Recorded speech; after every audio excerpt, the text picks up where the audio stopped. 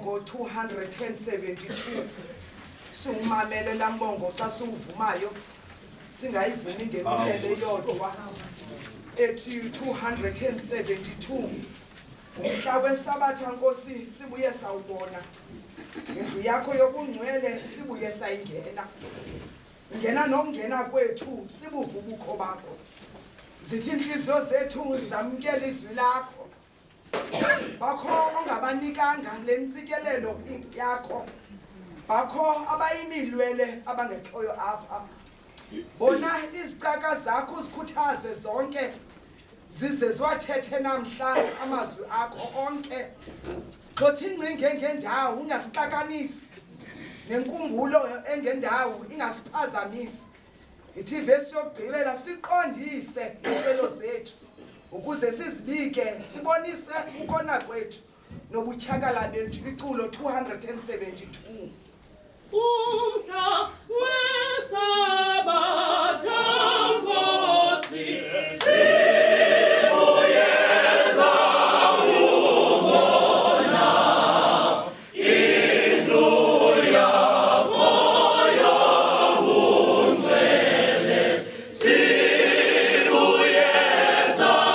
ingena ngena nokungena kwethu sikuvumuka bakho zithi inhliziyo zethu zamkele izwi lakho bakho ongabanikanga lentsikelelo yakho bakho abayimilwelwe abangekhoyo apha bona izicaka zakho uzikhuthaze zonke zize ziwathethe namhla amazwi akho onke xothi ingcinga engendawo ingasiphazamisi nembumbulu engendawo ingasiphazamisi siqondise iintswelo zethu ukuze sizibike sibonise ukona kwethu nobutyhakala bethu.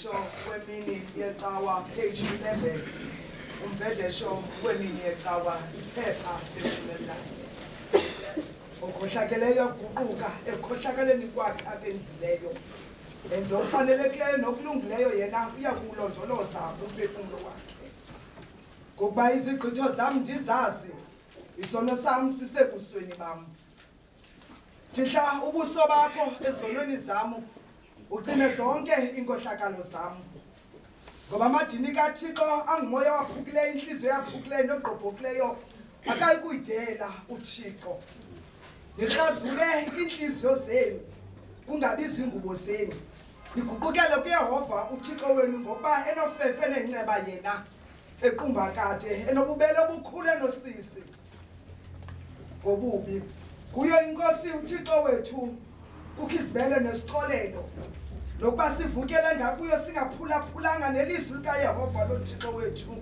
nokuba sihambe ngemithetho yakhe ayibekileyo phambi kwethu.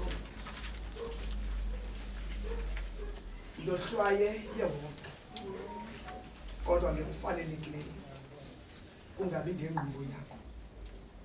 Hlezi undenza into enina nani. Guqukani ngokuba ubukumkani bamazulu sebuhlupho. Yakusuka ndiye kubawo ndithi kuye ubawo, ndonile ngakulizulu nasebusweni bakho. Safanele kubiza ngokuba ndingunyana wakho. Uze ungangeni egwebeni kwesicaka sakho nokuba kungalungile busweni bakho nami yohleliwe. Xeshikweni sitshoyo ukuthi asinabo ubono siyazikhohlisa. Ithi inyaniso yona ingabikho kuthi.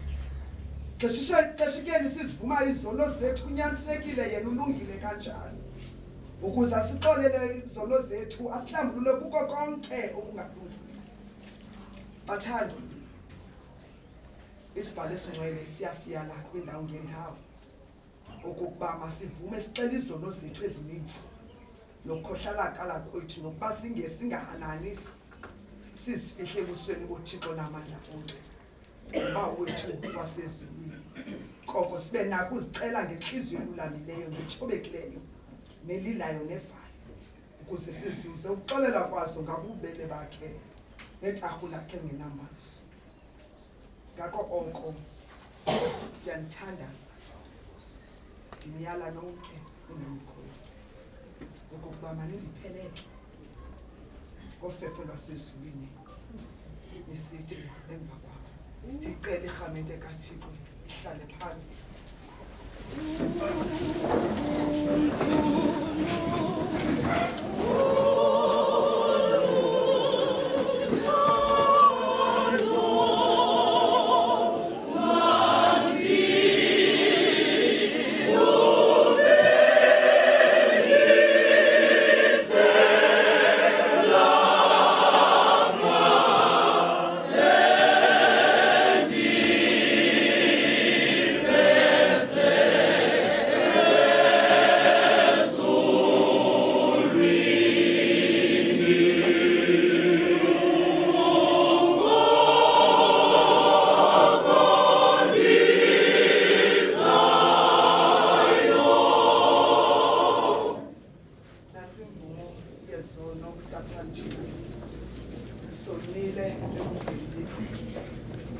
Sonile ebudeni balonyaka kosene nendlela zikaThixo, kodwa kusasa njena uThixo mandiqhele xa sizawucenga lapho ngo-260 umntu ajamelane naye amyeke osecaleni kwakhe uzondlala inhliziyo yakho eyaziwa nguwe noThixo.